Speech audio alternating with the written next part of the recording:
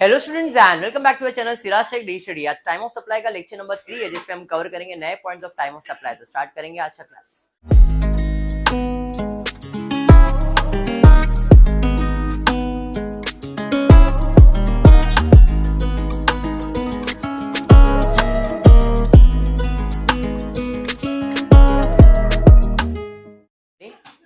देखो, in the previous class हमने time of supply for goods किया था।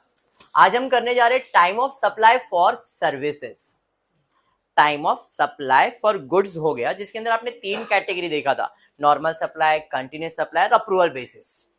अभी हम लोग date of issuance of invoice के अंदर सर्विस के बारे में पढ़ने वाले, और सर्विस के लिए जो पढ़ने वाले इंपॉर्टेंट चीज होगा जरा ध्यान देना। इधर भी 3 कैटेगरी है, normal supply, continuous supply. Approval basis तो इधर होगा नहीं गुड्स, क्योंकि ये तो सर्विस है। तो यहां पे आता है supply of services ceases before the contract. मतलब क्या हो गया, says before the contract. It is like कि आपने सर्विस बिना कॉन्ट्रैक्ट के प्रोवाइड कर दिया है, अप्रूवल बेसिस जिससे कहते हैं आप।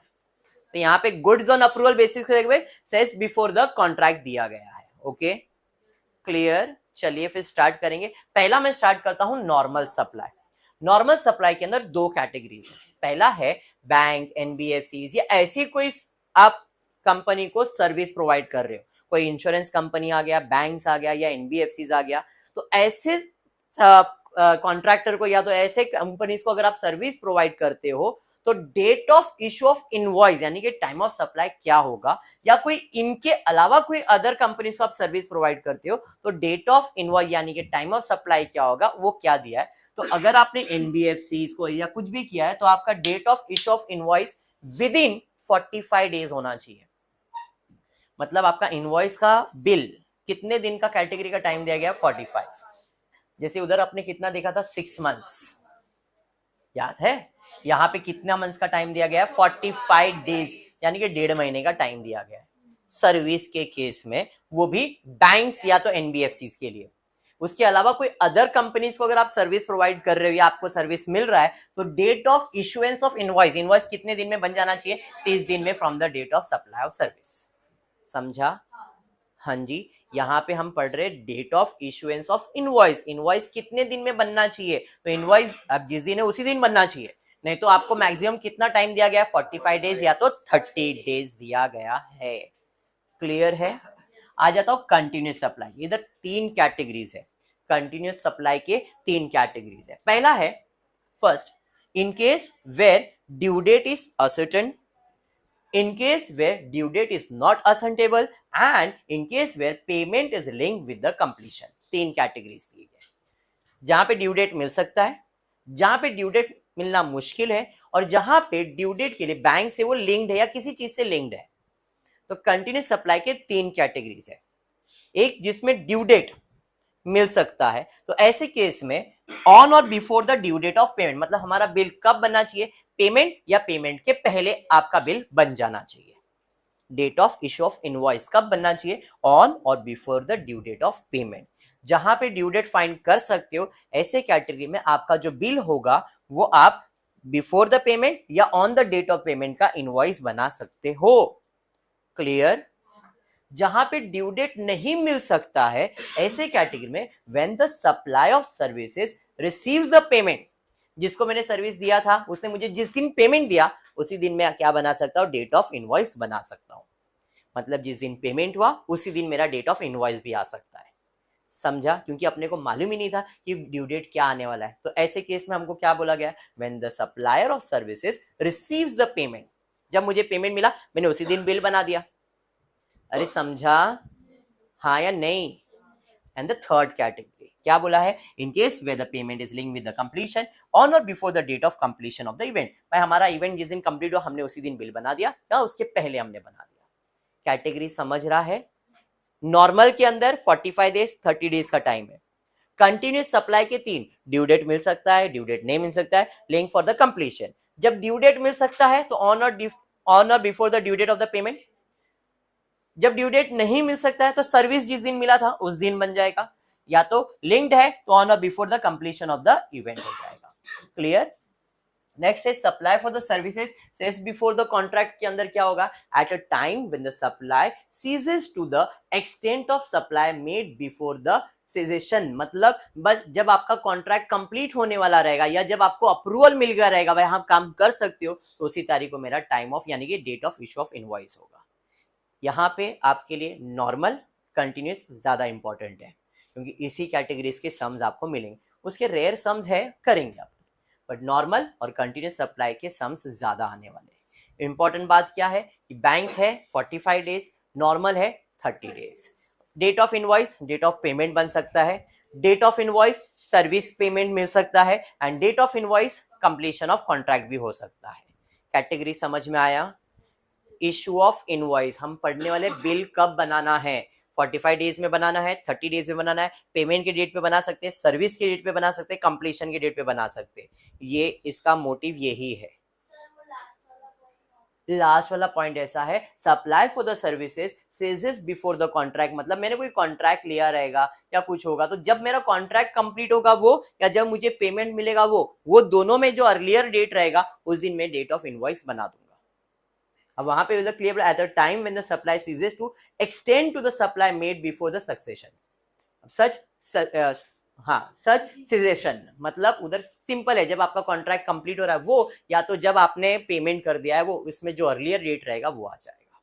क्लियर है पक्का। अगर आप टेक्स्ट बुक रेफर कर रहे हो तो ये टेक्स्ट बुक के अंदर और एक टेबल है, अभी यहाँ पे तो मैंने बनाया नहीं है बट आपको एक ऐसा टेबल मिलेगा, नेक्स्ट पेज के ऊपर एक टेबल रहेगा। यहाँ पे जैसे ये पेज टर्न करते हो आप, पेज नंबर पे जो मैं रेफर कर रहा हूँ 155 पे ये चार्ट है, उसी के नीचे दिया है supply for services under forward charge section 13 sub section 2 का पेज टर्न करोगे तो if the invoice is issue in time, if the invoice is not issue on time and in other cases, यहाँ पे नॉर्मल सप्लाई की बात चल रही है। अगर बिल ड्यू डेट पे बना दिया है, बिल ड्यू डेट पे नहीं बना है एंड एनी अदर केसेस, तो ऐसे केस में टाइम ऑफ सप्लाई क्या होगा, तो ऐसा कुछ कैटेगरीज बना के दिया है। अब वो तो मैं जब सम एक्सप्लेन करूंगा तब आपको ये पॉइंट भी एक्सप्लेन कर दूंगा।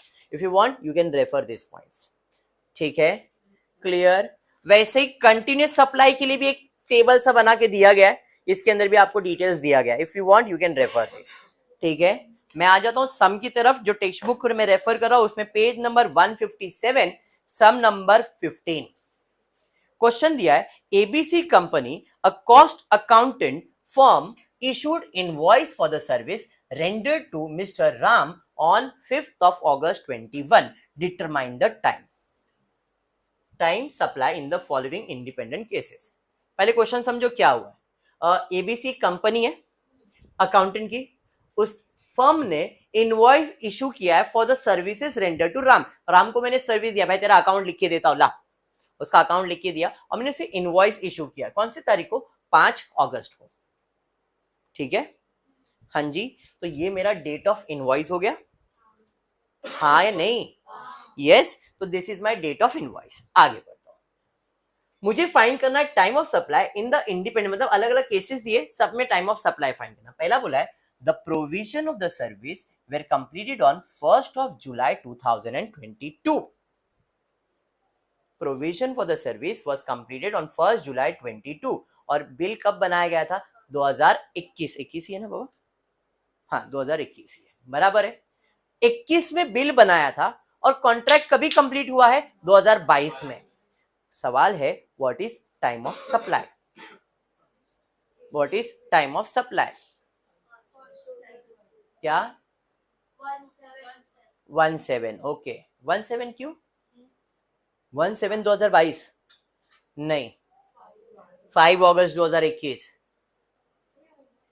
सवाल है जब मैंने सर्विस प्रोवाइड किया, मैंने बिल तो बना ही दिया है, अगस्त का 2021 का मैंने बिल बना दिया है। अभी अजम्पशन है कि ये जो कैटेगरी में गिर रहा है, मतलब 30 डेज 45 डेज का कैटेगरी का तो है, मतलब मैंने बिल विद इन 30 डेज बनाया रहेगा, बराबर है। सर्विस कंप्लीट कब हुआ? आता हूं मैं अपने यहां पे। In case where due date is ascertainable, where due date is not certain, ऐसे केस में when the supplier of the service receives the payment, या तो फिर in case where the payment is linked with the completion on or before the date of completion of the event। अब यहाँ पे आता हूं, इस केस में 5 अगस्त 2021 को मैंने बिल बना दिया था, बट इसका जो प्रोविजन फॉर सर्विस कंप्लीट कब हुआ? 1 जुलाई 2022 को। तो ऐसे केस में मेरा टाइम ऑफ सप्लाई क्या रहेगा? जब मेरा सर्विस कंप्लीट होगा then only I will make a payment. तूने बिल तो बना के दे दिया मेरे को सर्विस दिया क्या? नहीं। सर्विस तेरा कब कंप्लीट हो रहा है? तो मेरा डेट ऑफ सप्लाई क्या बनेगा? बात समझ में आया? क्लियर हुआ? तो इस केस में मेरा time of supply will be what? My time of supply will be 1 जुलाई 22। क्लियर? सेकेंड में जाते हैं। The provision of services completed on 15th of July 22। इस केस में the provision of service were completed on 15 जुलाई 22। बोल दो। 15 नहीं, 5 अगस्त 2021, 15 तारीख 2022 में मेरे को क्या बोला है? The provision of the service were completed on 15 जुलाई 22। क्या आएगा? क्या आएगा? टाइम ऑफ सप्लाई क्या आएगा? 15 नहीं, हाँ या नहीं सर? टेक्स्ट हाँ जी, टाइम ऑफ सप्लाई 5/5/21। क्यों ऐसा? टेक्स्ट बुक में देख के नहीं बोलने का है, टेक्स्ट बुक में देख के नहीं बोलने का है, ऐसे ही बोलने का है। अब टेक्स्ट बुक में डेट का करेक्शन हो सकता है, आपको मैं इधर देख के बोल रहा हूं। क्या आएगा?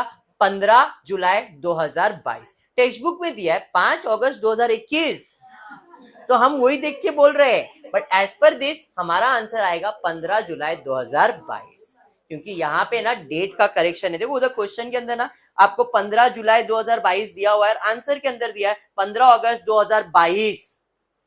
उधर देखो जरा, 5 अगस्त 2022 डेट दिया हुआ है, मतलब there is an correction in the book. क्या करेक्शन है? ये जो डेट दिया गया है उसी का करेक्शन है। यहाँ पे करेक्शन ये है, ये तो 2021 है ना, यहाँ पे दिस इज द करेक्शन। बात समझ में आया? आप कंफ्यूज इसके वजह से हो रहे हैं और कुछ भी नहीं है। This is the main confusion, क्योंकि मैंने क्वेश्चन देखा तभी मेरे को लगा कुछ तो करेक्शन है उधर। 5 अगस्त 1 जुलाई। अब देखो यहाँ पे कॉन्ट्रैक्ट तो कंप्लीट हो गया है, यहाँ पे सर्विस इनवॉइस कभी मिला? अगस्त में, जब कंप्लीशन हो गया मैंने अज्यूम कर लिया। अब सेकेंड वाले केस में 15 जुलाई 2022 को सर्विस कंप्लीट हुआ और बिल बना है जुलाई के बाद 5 अगस्त को। तो जब मेरा सर्विस कंप्लीट होता है उसके 30 दिन में बिल बन जाना चाहिए, हाँ या नहीं? 15 जुलाई को हुआ तो 15 + 15 कितना हो जाए? 30 अगस्त तक मेरे को टाइम था, हाँ या नहीं? मतलब बिल तो ऑलरेडी बना हुआ है, बराबर। जब बिल बन चुका है तो मेरा प्रोविजन फॉर सर्विस क्या आने वाला है? 15 जुलाई आने वाला है। बात समझ में आया? नेक्स्ट थर्ड केस में जाता हूँ। Ram made a payment on 3 जुलाई। पेमेंट कर दिया 3 जुलाई को, though the provision service was yet to be completed. Payment हो गया, जब पेमेंट हो गया मतलब सर्विस डन हो गया, सर्विस डन मतलब टाइम ऑफ सप्लाई। बात समझ में आया? सेकेंड केस में the payment was made on 15th अगस्त though the provision of the service is yet to be completed. इस केस में क्या आ जाएगा? पेमेंट कभी किया है? 15 अगस्त। बिल कभी बन गया है? 5 अगस्त। बिल बन चुका है, सर्विस कंप्लीट हो चुका है, service is yet to be completed बोला है, services is yet to be completed. Bill बन गया है ना, लेकिन जब बिल बन गया तो इस केस में हमारा टाइम ऑफ सप्लाई क्या आ जाएगा? तो इस केस में 5 August 2022 will be my time of supply. 15 नहीं, क्योंकि whichever is earlier will be consider. Payment और invoice whichever is earlier.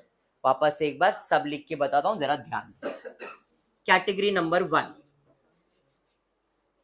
Category number 1 के अंदर यहाँ पे प्रोविजन और सर्विसेज कंप्लीटेड, तो डेट ऑफ इनवॉइस क्या था?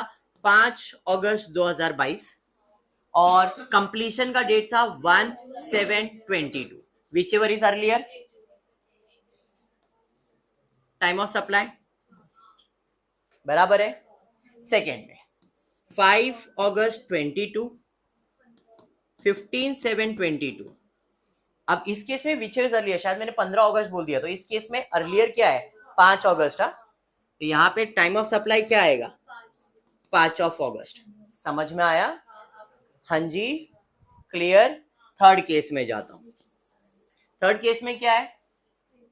5 अगस्त 22, third 7/22, which ever is earlier. Third time of supply बराबर है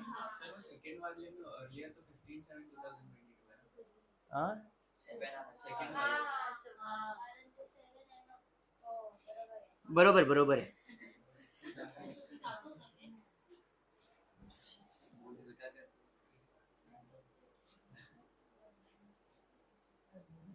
वेरी गुड। यहाँ पे आ जाएगा आपको 5/8/22 और ये आपका अर्लियर डेट है।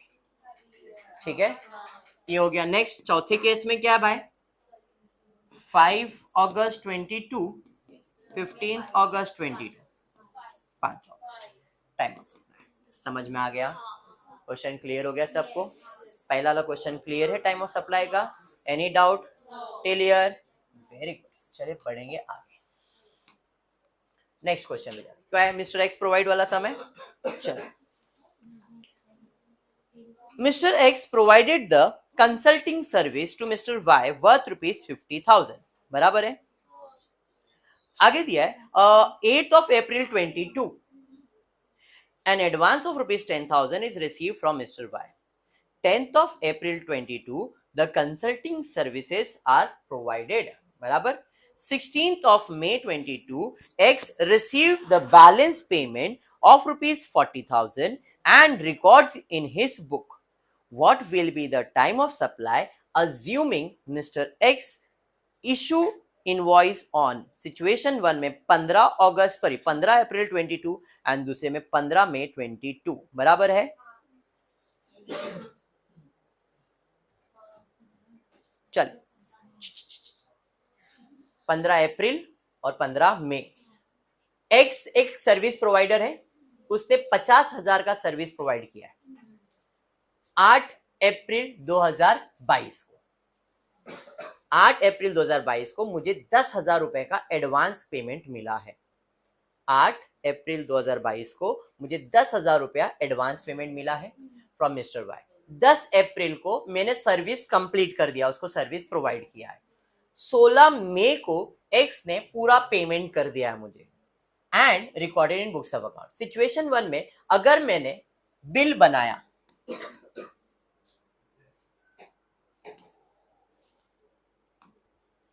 अगर मैंने बिल बनाया है, पहला सिचुएशन दिया है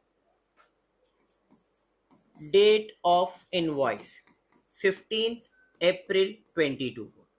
बराबर है। डेट ऑफ पेमेंट एक है 8 अप्रैल 22। Date of service 10/4/22 and date of payment फिर से है 16/5/22। क्वेश्चन पहला केस का क्लियर हो गया। First situation. Second situation, date of invoice क्या है? 15 मई 22। डेट ऑफ पेमेंट तो सेम है 8/4/22। Date of service 10/4/22। Date of part payment 16 मई 22। सिचुएशन क्लियर हो गया? क्वेश्चन क्लियर हो गया? दो अलग अलग सिचुएशन है। एक सिचुएशन में 15 अप्रैल को बिल बना है और एक सिचुएशन में 15 मई को बना हुआ है। बाकी डेट्स तो दोनों में कॉमन है। पूछा गया है दोनों में what is TOS, time of supply. देखो और बताओ what is time of supply. नहीं, वो बजते रहता है फोन। तुम्हारा बज रहा है? Very good. चलिए बताओ टाइम ऑफ सप्लाई क्या आएगा? डेट ऑफ क्या? पहला है डेट ऑफ इनवॉइस 15 अप्रैल, फिर है डेट ऑफ पेमेंट। मैंने 15 अप्रैल को बिल बनाया, पेमेंट 8 तारीख को ही मिल गया था मुझे। अगर आपको पिछला सम याद हो तो 5 अगस्त 2022 को मैंने बिल बनाया और पेमेंट 3 जुलाई को मिल गया था। तो टाइम ऑफ सप्लाई क्या था? 3 जुलाई, अगर आपको याद होगा। बराबर। सर्विस मैंने 10 तारीख को कंप्लीट किया है और उसका पार्ट पेमेंट 16 मई को मिला है। इस केस में what is time of supply? 8 तारीख। क्यों? क्योंकि हमने सर्विस का पेमेंट पहले रिसीव कर लिया ना, जिस दिन पेमेंट मिला है उस दिन अपना टाइम ऑफ सप्लाई बन गया। अरे बात समझा? हाँ, पेमेंट तो रिसीव किया है ना, इसका मतलब सर्विस तो प्रोवाइड करना ही पड़ेगा। ये गुड्स का कैटेगरी नहीं है, सर्विस का कैटेगरी है। पेमेंट मिल गया, कंप्लीशन पे हो या नहीं हो, क्लियर? अब क्योंकि ये पार्ट पेमेंट है तो आप इसको ये अज्यूम करो कि पेमेंट इज रिसीव्ड। मेरे को रिमेनिंग पेमेंट 16 मई को मिलने वाला है, बट पेमेंट एडवांस पेमेंट तो मिल गया ना, तो एडवांस पेमेंट मिला मतलब ये मेरा क्या बन जाएगा, time of supply. Other than time of supply क्या होता, 10 अप्रैल, क्योंकि जिस दिन सर्विस प्रोवाइड कर दिया है उस दिन बिल बना सकते हैं अपन। बिल तो मैंने उसके पहले ही बना दिया था, बट 10 तारीख को मैं क्या करने वाला, उसको सर्विस देने वाला, तो जिस दिन सर्विस प्रोवाइड कर रहा वो भी मेरा टाइम ऑफ सप्लाई होता। बट इस केस में हमारा टाइम ऑफ सप्लाई क्या बनने वाला है, 8 अप्रैल। ठीक है, यहां पे आता, बिल कभी बना है, सर्विस कभी प्रोवाइड किया है, 10 अप्रैल से 10 मई, 30 डेज हो गए क्या, विद इन 30 डेज बना है, नहीं, 15 मई को बना है, मतलब इसने मोर देन 30 डेज ले लिया है। कोई इंश्योरेंस कंपनी को सर्विस प्रोवाइड तो कर ही नहीं रहा हूं मैं, अगर इंश्योरेंस होता तो 45 डेज का टाइम होता। अदर केस में मुझे टाइम, डेट ऑफ सर्विस क्या है, 10 अप्रैल, डेट ऑफ इनवॉइस क्या है, 15 मई, 30 डेज से ज्यादा लग गया यहाँ पे, क्योंकि देखो ना 10 अप्रैल से 10 मई तक का टाइम मिलेगा, 11 मई तक का टाइम मिलेगा, 12 मई तक का टाइम मिलेगा, 15 मई तक का टाइम मिलेगा क्या, नहीं। बात समझ में आया?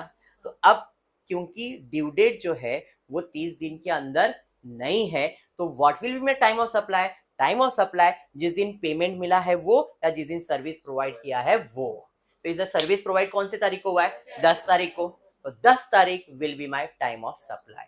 इस केस में 8 और उस केस में 10 क्यों आया, बिकॉज इस केस में जो बिल बना है विद इन 30 डेज बना है, तो जब अपने को पेमेंट मिलेगा या जो service provide which ever is earlier consider किया गया है, बट इस केस में टाइम ऑफ सप्लाई में क्या कंसीडर किया है, डेट ऑफ सर्विस ओनली।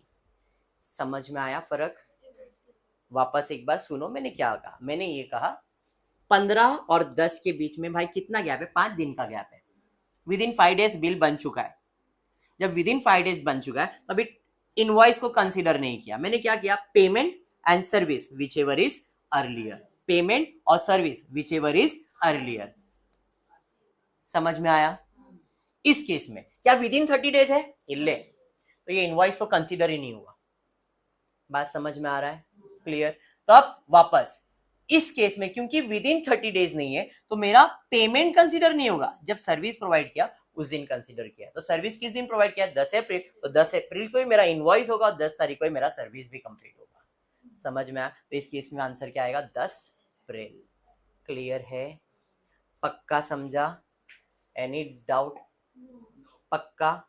चलिए बढ़ेंगे आगे, उसके बाद क्या है, क्या हो गया, नेक्स्ट कौन सा क्वेश्चन है बा, 17? चलिए ठीक है, नेक्स्ट क्वेश्चन। और कितना बाकी क्या है, थोड़ा थोड़ा तो कर रहे, छोटे छोटे क्वेश्चन है। कौन सा वाला, चलिए ठीक है।